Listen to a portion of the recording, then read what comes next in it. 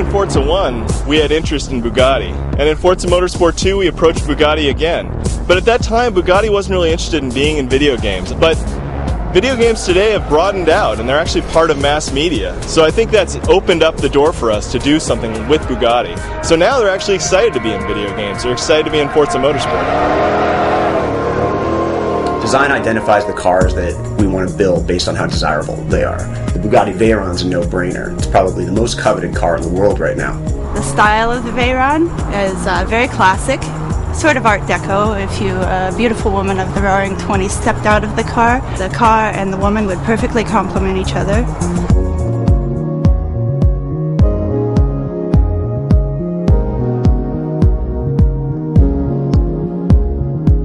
Bugatti Veyron, it's a technological masterpiece, not so much in that it made 1,000 horsepower, because that's really not that difficult to do with an 8-liter engine, but more in the sense that it's drivable as a 1,000 horsepower car.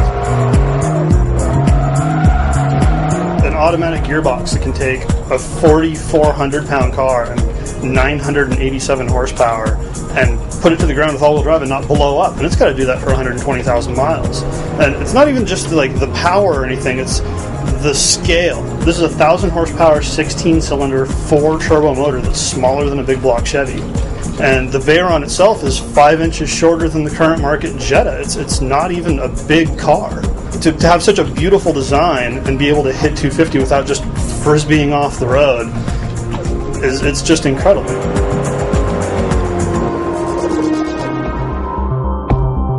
Once we've identified the car that we want, we've located it, we send a team of subject matter experts out there to either photograph the car or scan it digitally.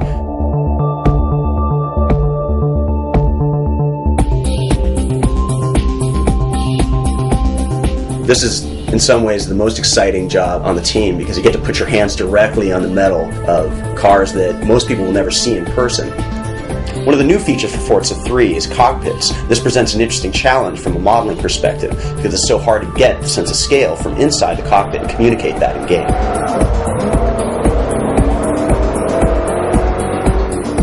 Laser scanning is an important part of that. It means we get the scale perfectly for the steering wheel, the gauges, even things that you're never going to notice in the game, like the door locks, the buttons on the radio. We have another special pass that we have to do just to make sure that all the gauges are working correctly. We have to calibrate each one to make sure that the car revs up to the top RPM that it should, that its top speed is the real one on the car. There's a lot of work done into that.